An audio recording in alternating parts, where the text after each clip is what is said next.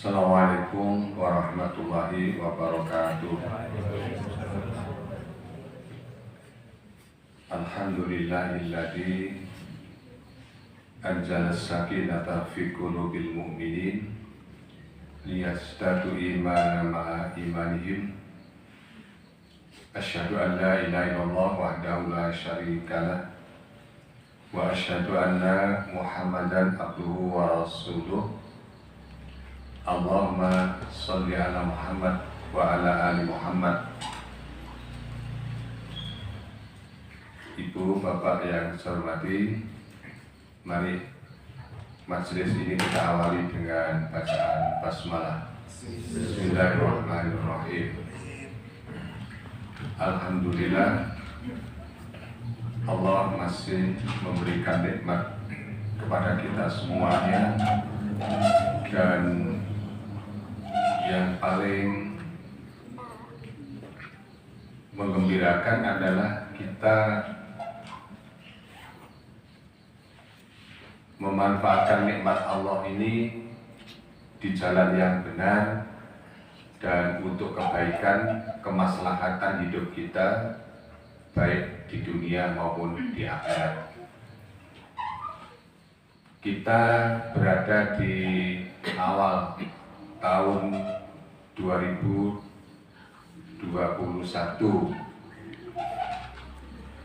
Mumpung masih awal tahun ini, mari kita melakukan rencana-rencana yang positif. 2020 kita jadikan satu pelajaran. 2021 untuk kita laksanakan dengan mengambil pelajaran yang telah kita lalui di 2020. Dalam bahasa agamanya itu kita melakukan muhasabah. Jadi kita melakukan muhasabah, menghitung-hitung persentase kebaikan dan keburukan yang kita lakukan di tahun 2020 dan bertekad melakukan perbaikan di 2021. Sebenarnya perintah muhasabah ini sebaiknya memang kita lakukan harian. Bagus sekali kalau kita sebelum tidur itu kita angen-angen apa hari ini yang sudah kita lakukan dalam hal-hal perintah-perintah Allah dan yang sudah kita tinggalkan dari larangan-larangan Allah, dan apa pelanggaran-pelanggaran yang sudah terlanjur kita lakukan. Nah, kalau kita mampu melakukan seperti itu, insya Allah perilaku kita ini akan terkawal. Dalam Atsar, Sayyidina Umar itu kan sudah menganjurkan, hasibu anfusakum qabla an tuhasab. Jadi hitung-hitunglah, hisab dirimu sendiri itu sebelum kau dihisab.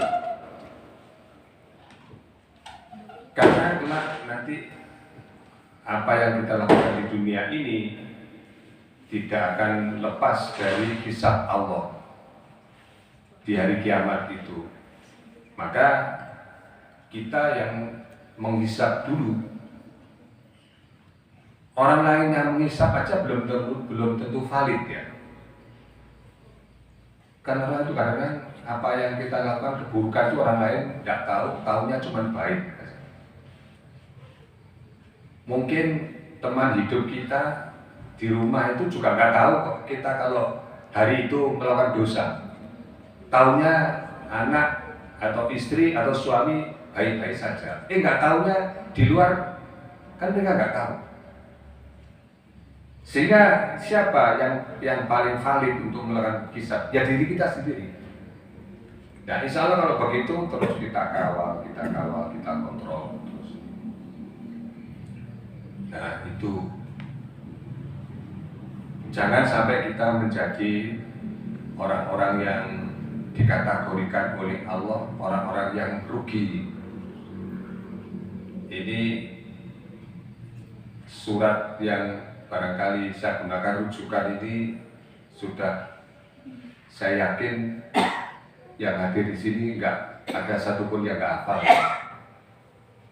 Surat Al-Asr cuma 3 ayat. Tapi 3 ayat ini kalau betul-betul diresapi kemudian dilaksanakan, waduh, luar biasa. Apa? Itu surat Al-Asr. A'udzubillahi minasyaitonirrajim. Bismillahirrahmanirrahim. Wal asri. Ya, demi masa. Innal insana lafi khusrin. Sungguh manusia itu dalam kerugian. Nah, Allah ini membuka tabir karakteristik manusia. Manusia itu dalam kerugian. Dalam kerugian. Ilana, di sana ada pengecualian.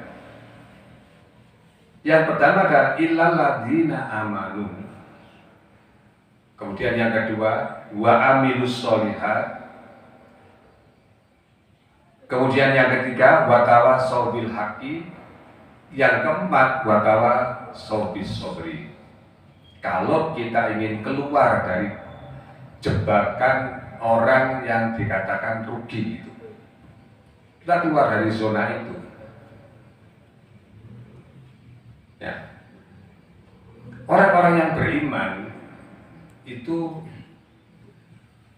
ya namanya beriman sudah dekat kepada Allah, perintah-perintah Allah dilaksanakan, kewajiban-kewajibannya kepada Allah ditunaikan. Ya, memang orang beriman. Orang beriman itu indikatornya luar biasa banyaknya. Indikator kebaikannya orang beriman itu luar biasa. Qad aflahal mu'minun, sungguh berbahagialah orang-orang yang beriman. Alladzina hum fi sholatihim khashi'un. Orang beriman itu sholatnya khusyuk, gak ria, gak dibuat-buat. Ada orang atau tidak, tumunina, tenang. Karena ya banyak juga sih orang sholat itu kadang-kadang tidak murni sepenuhnya. Aspek khusyuk karena dia diabaikan, keburu-buru, ya, keburu-buru. Kemudian ada loh juga orang sholat itu kadang-kadang dia menahan dua hajat, itu makruh. Jadi kalau kita itu biarpun sudah qomat, kalau memang ada rasa mau buang hajat itu kecil mau besar, selesaikan dulu. Ya, sholatnya khusyuk. Kemudian walladzina hum 'anil lagwi muridun. Orang-orang yang beriman itu sangat selektif. Apakah kira-kira aktivitas yang akan saya lakukan ini apa manfaatnya? Dari aspek ibadah, dari aspek duniawi maupun aspek akhirat. Jadi itu sudah dihitung-hitung. Kita ini kadang-kadang terjebak di kesukaan. Terus kadang-kadang terjebak dengan gaya hidup atau padahal itu salah tapi dianggap ngetren. Coba ya, sekarang di kafe-kafe yang lagi ngetren itu Itu lo kadang-kadang ngopi lo 2 jam. Ayo. Ya apa gitu. Kopi ini larang sini, di situ mahal. Dibanding kayak di omah tuh, kayak murah, mahal. Tapi kadang-kadang ngetren kan, ngetrennya apa? Bus ketok di kafe jagongan, wah keren. Ya. Itu coba berapa jam itu? Padahal kalau kita ngopi di rumah itu sak singkir cuma berapa menit? Kayak harus sak menit ya. Ber malah ngiling mana itu? Lalu duduk di situ harganya 10.000, terus diombe titik, eleh mana, seruput mana. Loh, tapi kan dia tidak pernah membayangkan waktunya itu berapa itu, 2 jam, 1 jam setengah. Nah, walladzina hum 'anil lagwi muridun, dan itu menjadi tren lah sekarang ini.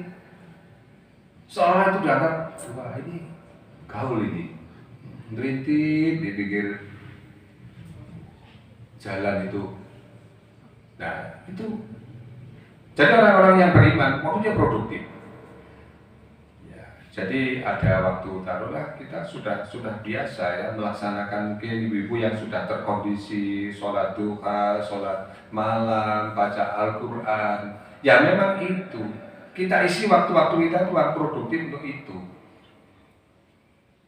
Makanya gak salah itu kalau kita ini membuatkan jadwal harian di rumah, baik untuk diri kita, untuk anak kita, mungkin untuk cucu kita. Wah, sekarang ini kita dihadapkan masuk problema kondisi yang serba berpotensi rugi lah. Sudah berpotensi rugi anak-anak kita karena kondisi seperti ini. Ibu-ibu itu sudah gemes gitu. Wis jatah masak, jatah kerja, kudu mulangi sopo. Anak selak ditagih karo gurui.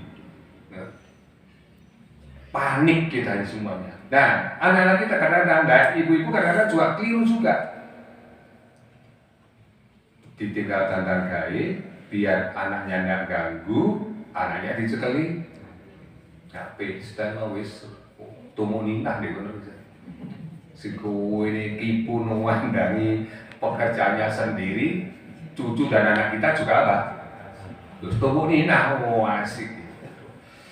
Aduh, saya kadang-kadang diapakno putu gitu. Sampai kadang mau dipakai gini, nggak boleh. Makanya kalau saya waktu mau kemana, soal ke sana ikut tak kerja wis, aku tak ler di gulutan. Bah, cowari panas dulu. Loh, ya memang sebenarnya begitu itu. Kadang-kadang kita kan ada siapa. Nah, oke, kembali kepada itu. Dan ini namanya tidak memakan waktu seperti itu sudah menjalar ke semua komunitas, termasuk usia, level strata apa saja itu sudah terjebak di situ. Kalau kita tuh nggak selektif, terjebak itu. Saya mentalak keluar dari grup itu. 2 grup yang saya pesan, saya keluar dari grup, tapi kalau ada apa-apa tolong saya dijabri. Ya. Grup pensiunan kalau grup reuni. Ini saya minta tunjuk.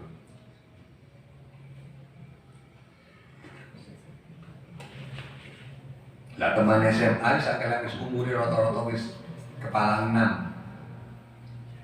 Pensiunan atau duduk pensiunan. Ya, baik yang di reuni maupun di komunitas pegawai yang pensiunan itu. Tapi kan ini ngomong ya damang barangkali ya. Longgar waktu ini, boy yo. Kocone gak kirim cerbung. Apa cerbung itu? Cerita? Ngono ki ditakoni ditagih. Sing kene delok tok kemriyek iku tak del. Lah kok Karena apa? Kita tuh masih banyak aktivitas yang lain yang harus kita tangani. Ya, cerbung sono, kadang lempar sono, lempar sini, kita bagian.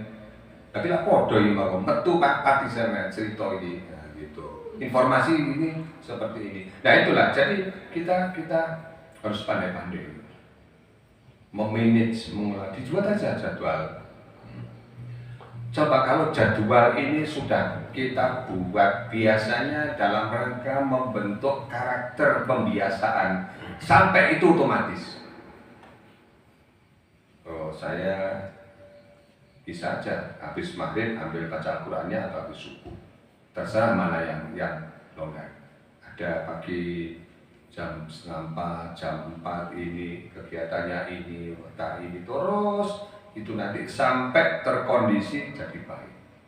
Nah kalau enggak, waktu yang terbuang tidak bakal bisa diulang, ya, kesempatan hilang. Kelak nanti kita tinggal ya menyesal. Ya, jadi ini supaya hari-hari kita itu ya isinya kita punya waktu 24 jam dalam sehari semalam. Ayo kita belajar matematika. Tidurnya jam berapa jam sehari? 7 atau 8? 7? Apa melo bayi 10? Ya, kalau bayi 10 itu ya. Tapi orang tua tidur 5 jam itu sudah cukup.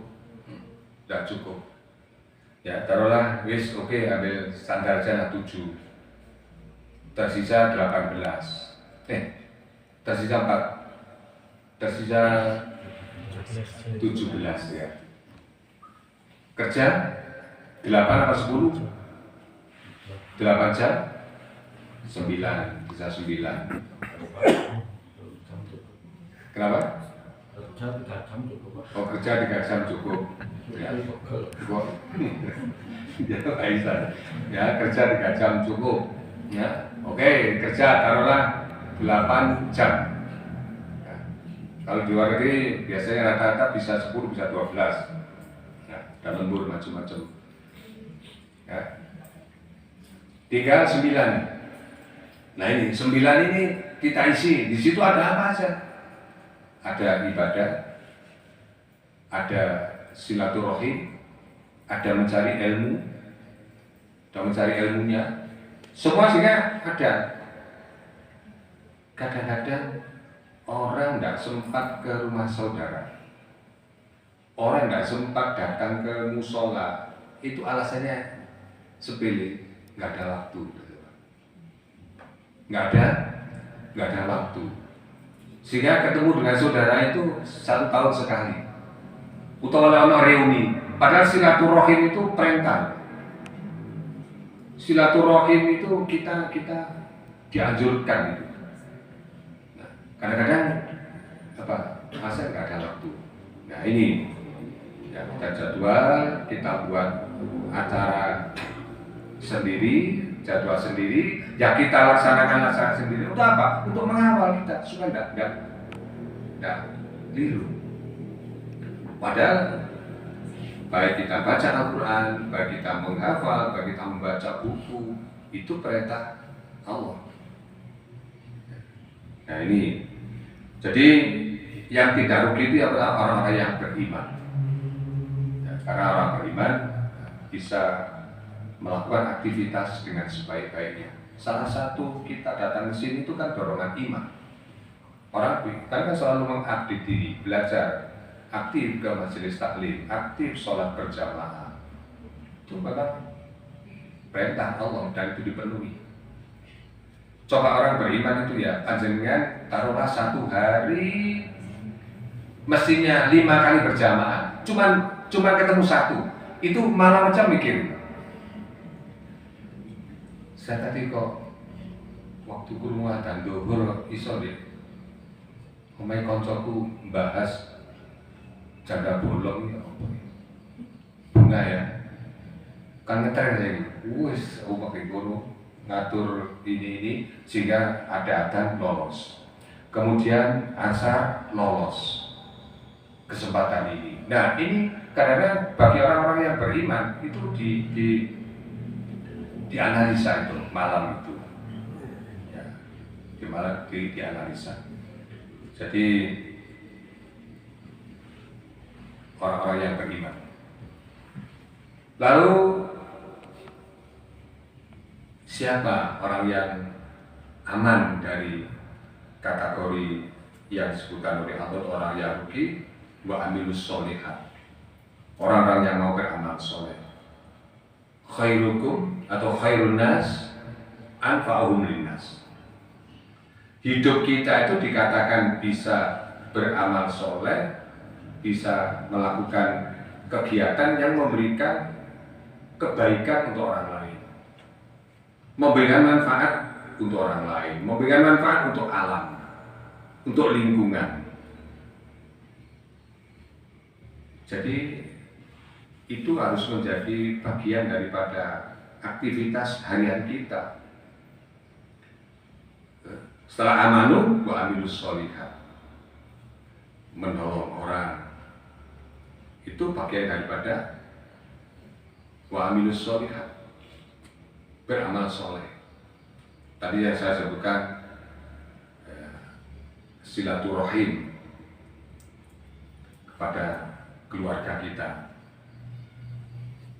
itu bagian daripada salah satu daripada amal soleh. Aktivitas-aktivitas semacam ini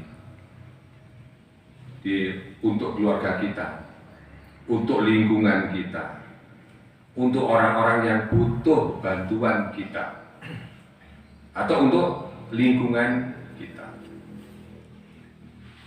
Sebenarnya beramal soleh itu tidak terlalu sulit-sulit amat, cuma kadang-kadang tidak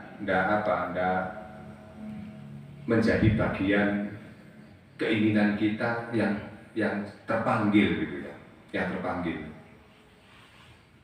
Sekarang contohnya ya kan musim banjir, biasanya itu karena banyak slogan-slogan yang tersumbat. Orang sekarang itu menurut saya banyak yang cuek gitu. Banyak yang cuek. Padahal bisa saja keterpanggilan kita membetulkan itu bisa menyalakan nyawa orang lain bisa. Ya. Bahkan kadang-kadang orang mengganggu orang lain itu dianggap hal yang biasa. Buang sesuatu seenaknya. Ya, kalau Bapak Ibu karena di sini jarang menemui, tapi kalau daerah bawah sana itu, kalau orang mau mengairi sawah itu sekian jam itu airnya itu pertama mengalir apa? Pempes cilik maupun pempes itu Pak. Jadi itu tersumbat kadang-kadang sekarang itu ya. Yang memang dampak daripada kemajuan salah satunya ya itu. Ya, kadang-kadang tidak dibuang di tempat sampah, tapi dibuang di sungai, di apa. Jadi sebenarnya wa amilus sholihat itu banyak. Kalau kita ke masjid, ke musola ini aja, kalau kita mau wa amilus sholihat, peluang terbuka. Coba kita namanya gosok pada waktu, termasuk nyikat ya, kamar kecil namanya, menutup keran yang airnya ini terbuang. Dan itu kan beli, juga mubadir. Barangkali ada lampu yang lupa Anda dimatikan pada siang hari atau kita ketika mau pulang. Sudah banyak sebenarnya beramal soleh itu. Ya. Apa saja, hampir setiap kebaikan itu bernilai amal soleh, membantu orang dan sebagainya. Jadi adalah bagian hari-hari itu tuh seperti itu. Di kita berkendaraan itu aja loh, bisa kita melakukan amal soleh itu. Jadi bisa kita jalan bisa membantu saudara-saudara kita yang secara pribadi menolong dan plus bekerja, ya, memperlancar kendaraan di perempatan, kita bantu. Karena kita berpikir motor sekian motor itu kok enggak ada ya yang satu pun yang bohongnya kayak 500 mbak, bohongnya kayak 1000 sebagainya. Loh itu bisa memperlancar perjalanan kita juga, doa-doanya mereka. Bagi kita itu uang 500, uang 2000 itu kan ya kecil lah, tapi bagi mereka itu diharapkan. Ya banyak kalau kita mau berkontribusi untuk amal soleh itu. Nah, kemudian yang ketiga adalah orang yang watawasau bis sobri, watawasau bil haq. Kita saling berpesan dalam hal kebenaran. Jadi kalau ada hal-hal yang tahu kita ya, berhadapan langsung dengan hal yang tidak benar, itu jangan kita diam. Qulil haqqa walau kana murran. Katakanlah yang benar itu sekalipun pahit, sekalipun nggak enak, sekalipun responnya itu negatif. Kita menyampaikan kebenaran itu belum tentu bisa diterima dengan bahasa Jawanya legowo, belum tentu. Kadang-kadang orang diberi tujuan kebenaran malah emosi.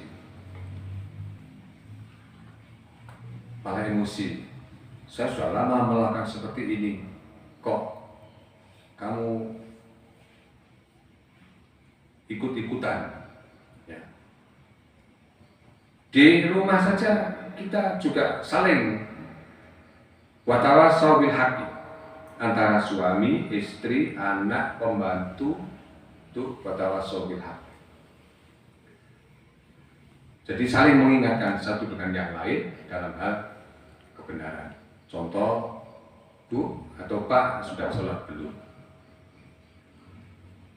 Sudah sholat atau belum? Anak juga seperti itu. Nah, seperti itu. Boleh sudah kita kenalkan dengan secara rasional. Apa alasannya kok ada panggilan itu TV kita harus kita matikan?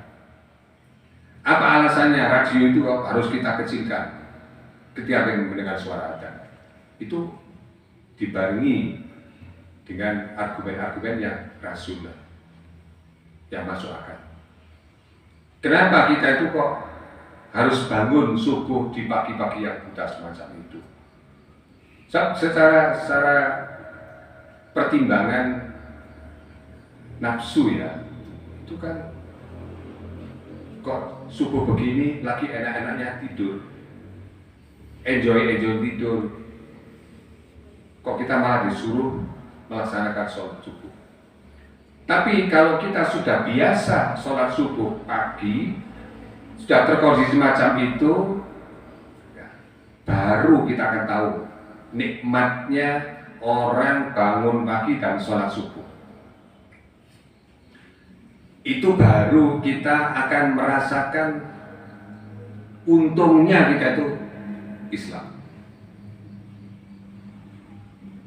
Oh, sholat subuh berjamaah itu sudah luar, itu bagi saya awal baik untuk hari itu. Silakan itu. Awal baik hari itu. Kita bangun lebih awal, kita sholat sunnah, qobliyah subuh, itu saja sudah pahala yang tak tertandingi. Rok'atani ya, rok'ataini 2 rakaat itu minal fajri khairud dunya wa ma fiha. Itu pahalanya sudah melebihi ya, sebaik-baiknya kebaikan dunia beserta isinya. Ya. Jadi itu sudah awal kita sudah punya masukan, belum lagi kita sholat subuhnya, belum lagi kita sholat subuhnya.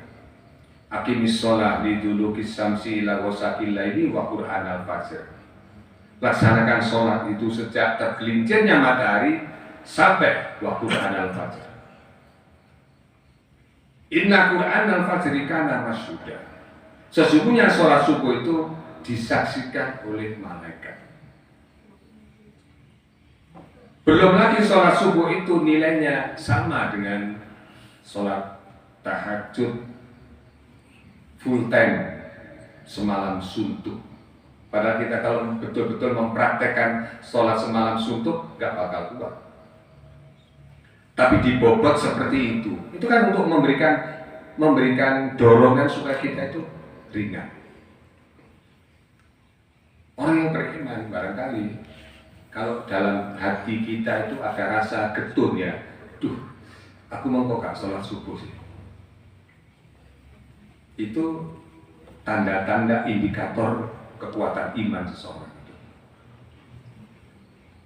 Tapi ya itu tidak banyak juga yang seperti itu. Kalau semuanya orang seperti itu, masjid yang ada di manapun nggak bakal muat. Musola itu. Tapi orang lebih nyaman dia tidur. Ya, lalu dibarengi dengan ya terus kita zikir, kita doa. Jangan sepelekan zikir dan doa. Karena zikir dan doa itu merupakan satu kekuatan spirit moral untuk tindakan kebaikan kita selanjutnya. Jangan sepelekan itu. Jadi kadang-kadang kita kalau memang punya waktu habis sholat itu tahanlah sedikit, kita zikir, kita berdoa, ya wiridan itu. Karena doa-doa ini biasanya akan membentuk kekuatan doa yang lain. Berapa kali kita baca ayat kursi? Berapa kali kita baca sholawat? Berapa kali kita baca kalimat-kalimat thayyibah? Itu biasanya memberikan warna untuk berikutnya. Jadi pagi itu sudah kita awali dengan doa, maka siang dan seterusnya. Allahumma ij'al awwal hada yawman sholahan wa awsatuhu falahan wa akhiruhu najahan. Ya Allah, berikanlah awal hariku ini kebaikan dan pertengahannya adalah keberuntungan dan akhirnya hari ini adalah kesuksesan. Maka Allah akan membimbing perjalanan kita dalam sehari itu. Mau nyipang, diruskan, nyipang, nggak jadi terus. Jadi memang kita harus ini. Apa yang kita bicarakan kalau kita ketemu dengan teman, dengan komunitas ini, ayo kita saling mengingatkan agar kita selamat. Dalamnya dunia kerja kah, dunia rumah tangga kah, dunia kita ya menata keluarga, menata ibadah itu.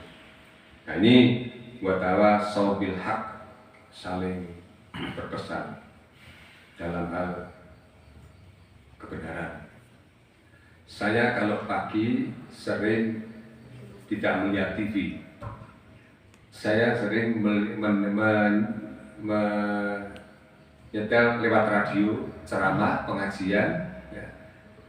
Karena ini bisa disambi, ya, kok bahasa disambi,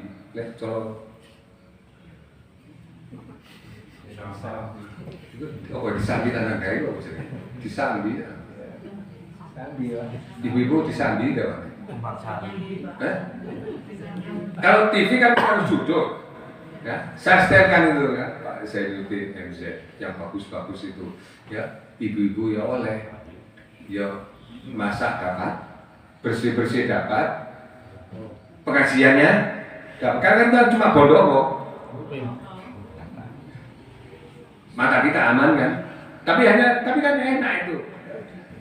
Saya kadang-kadang kalau ilmu sosial itu, saya lebih banyak belajar ke Kiai Anwar Zahid itu, lucu-lucu. Itu kritik sosial itu, bagus sekali kadang-kadang ya, mentertawakan juga.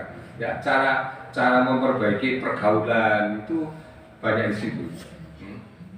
Ya lucu-lucu itu, tapi kan lebih banyak kritik sosial ya kan, pengarahnya kepada pergaulan. Satu contoh, ya yang kita pilih yang baik-baik, yang baik. Dia kan enak, kurang api ganti apa? Ganti gelombang pilih yang baik-baik. Terus itu biasanya Ustadz Hadrawi itu biasanya doa-doa. Ada yang, itu kita mau pilih yang keras, ada radio Rojak, ada radio ini, kita selera kita, tapi kita di situ minta dapat ilmu, ya dapat ilmu kita, ya. Yang kira-kira itu bisa memberikan kontribusi kebaikan untuk kita. Ayo kita kembangkan watawasau bil haq. Nah, kemudian yang terakhir, orang yang tidak dikatakan oleh Allah itu orang rugi itu adalah apa? Watawasau bis sabri. Ya, watawasau bis sabri, orang yang saling berpesan dalam hal kesabaran. Ya. Sekarang ini sangat dibutuhkan ini. Materi sabar itu harus ditanamkan dalam diri kita. Kalau tidak, mulai Senin besok ya sudah ada lockdown, kita nggak boleh keluar.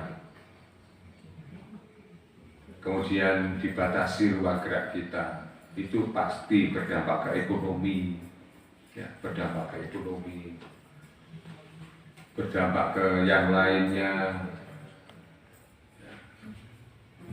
Itu bagi orang-orang yang mungkin aktivitasnya itu selalu keluar, semuanya ngirim barang dan sebagainya, itu kan ya juga terganggu juga.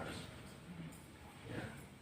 Kita dalam hal kesabaran ini, karena Allah ini akan menguji kita. Walanabluwannakum bisyai'. Allah akan menguji kepada kita semua dengan sesuatu, dengan penyakit, dengan kematian. Coba kita kalau melihat penuhnya rumah sakit seperti itu, dan ini bukan apa ya, sesuatu yang harus kita abaikan. Kemarin Prof Chandra di At-Taqwa itu saat yang lalu itu kan kebetulan punya adik dokter, dia juga kepala ICU-nya apa di rumah sakit Jogja PKU itu. Dia sudah bilang sudah nggak muat, sampai di halaman itu dikasih dipan ya. Dia punya adik karena dokter, kita seperti itu ya, memang itu dibutuhkan kesabaran. Tadi ada teman istri saya dari sunat, mulai anak, istri, cucunya kena semua. Nah, salah satu memang ya, satu diantaranya ya saling sabar, kita terus tetap ikhtiar. Ya. Jadi semacam ini kita harus saling memberikan penguatan satu dengan yang lain. Ya. Jangan sampai mereka itu justru nanti tambah melemah dalam hal kesabaran.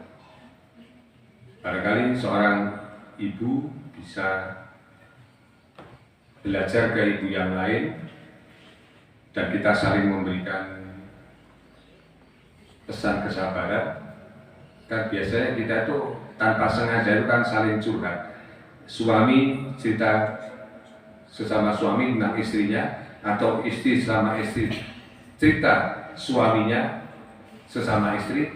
Tapi di situ kan kita bisa saling berpesan. Pokoknya si ibu ini cerita tentang kondisi suaminya, ya beri kesabaran. Sampai masih untung cuma diuji seperti itu. Saya 2 kalinya itu. Kita karena punya problem anak juga. Wes buah yang angel, kau belajar angel, kau kena adus sih gue ya kok. Angel. Padahal cuma apa? Mandi. Disuruh ini aja sudah. Satu dengan yang lain saling bercerita. Mungkin juga yang satu ini punya pengalaman bagus, ya, punya pengalaman bagus. Karena kita ini juga ilmu itu tidak semuanya mesti diterima di satu melalui jalur pendidikan. Ya, jalur kita silaturahim itu kadang-kadang juga banyak ilmu yang kita peroleh. Oh begini. Menghadapi anak kita, menghadapi suami kita, menghadapi istri kita, maka di situ dibutuhkan satu kesabaran. Kesabaran, karena memang sengaja Allah itu menguji penyakit, menguji kematian, menguji kekurangan penghasilan, ya, buah-buahan, semuanya rasa takut itu diujikan oleh Allah. Tinggal di sana di mana orang itu yang mengalami kesabaran. Termasuk dakwah dan perjuangan itu tidak pernah sepi dari ujian-ujian itu. Maka dari itu yang namanya dalam bahasa hadis disebutkan ada yang namanya al-hilmu, itu sabar. Sabar itu kunci kesuksesan. Jangan disepelekan sabar itu jangan sabar. Sabar menghadapi cobaan yang semacam itu akhirnya sukses. Barangkali memang Allah menguji kesabaran yang harus dialami. Saya kalau baca hadis-hadis Rasulullah itu seakan-akan belum ada orang yang mampu menerima cobaan kesabaran yang dialami oleh beliau. Ini suatu saat istrinya Aisyah itu tanya, ya Rasul, dalam pengalaman hidup Anda ini apa cobaan yang terberat? Coba. Apa cobaan yang terberat? Nabi mikir-mikir, ada. Cobaan yang terberat untukku itu adalah ketika saya dakwah, kemudian tidak direspon dengan baik, mereka malah ya merespon dengan sebaliknya. Kemudian dalam dakwah itu Rasul itu ya sudah kondisi yang berlumuran darah, sampai yang namanya Malaikat Jibril itu kan menemui dan bicara, ya Muhammad, Allah sudah mendengar dan mengetahui apa yang diperlakukan oleh umatmu itu. Allah memberikan keleluasaan kepadamu, minta apa? Turunlah juga yang namanya malaikat penjaga gunung itu. Malaikat penjaga gunung juga sama. Allah mendengar, mengetahui apa yang dilakukan oleh umatmu, responnya seperti apa. Sekarang saya sudah diberi hak oleh Allah untuk menjungkir balikkan, mengangkat gunung yang besar-besar yang ada di Jazirah Arab ini. Coba, itu kalau kita ya, kira-kira apa respon kita? Iku sing teni, kira-kira lah ngono, tapi tak pindah. Ya Allah, jangan. Mereka memang seperti itu. Apa kata-kata terakhirnya? Saya masih berharap, moga-moga dari orang-orang yang sekarang memusuhi saya ini akan lahir anak-anak yang masih mau menyembah kepada Allah. Ayo, kira-kira seperti apa? Kita kadang-kadang lihat dulu wong itu kelakuan maksiatnya sudah ngetok kan, wis finish ya. Tapi enggak, Nabi melihat orang perilaku semacam itu, Nabi saya masih berharap moga-moga dari orang-orang yang hari ini memusuhi saya itu akan lahir generasi atau anak-anak yang mau menyembah kepada Allah. Nah, berarti kesabaran yang sudah tidak ada bandingannya. Makanya kalau Allah menyebutkan wa innaka la'ala khuluqin adzim, sesungguhnya Abu Muhammad adalah orang yang memiliki akhlak yang mulia, yang agung, itu wajar itu. Karena dia dilakukan semacam itu, responnya pun dia juga masih positif. Kemudian wal ana. Jadi wal ana itu apa? Tenang. Ya, tenang. Kita jangan ikut panik. Ini kondisi macam itu kan kita mudah panik menghadapi kondisi macam ini. Sini sulit, anak nggak bisa belajar, biaya justru tambah. Sebab keluarnya ibu-ibu itu kadang-kadang ada yang di luar sadar. Sudah anak nggak sekolah, saya harus mengajar, bayarin pajak, ya, macam-macam itu. Kalau kita harus tenang menghadapi situasi yang semacam ini. Dan ketenangan itu pun juga membuat kita terjaga dari sesuatu yang merugikan. Jangan kita itu gegabah untuk merespon sesuatu. Orang yang tidak sabar dan tidak tenang biasanya berakhir dengan penyesalan. Coba kita maunya terlanjur bicara yang keras, yang kasar, yang memarahi orang, biasanya kadang-kadang setelahnya itu berpikir, kenapa saya tadi kok harus ngomong begitu? Kenapa tangan saya dulu kok harus melayang gitu? Ya. Makanya kadang-kadang cerita orang tua-tua dulu itu kadang-kadang kalau sudah siangnya ngajar anaknya yang gede itu, malamnya itu ditangis. Ketika anaknya tidur itu melihat apa lukanya, melihat lembabnya muka, mungkin tangannya tadi dipukul itu, begitu anaknya tidur itu orang tua tuh menangis, ya, nangis itu. Makanya kita ya sabar dan tenang. Jangan kita merespon dengan ya apapun, mungkin menghadapi keluarga kita. Jangan kita sampai gegabah. Watawassaw bis-sabri. Kita saling sabar. Dunia usaha butuh kesabaran, dunia dakwah butuh perjuangan, butuh kesabaran, ya, butuh kesabaran. Karena yang harus kita hadapi itu bukan saja orang luar, karena internal pun juga banyak. Ya. Internal juga banyak. Ya, jadi Bapak, saya teringat ini ketika saya masih SD dan ini masih berlanjut di Jogja.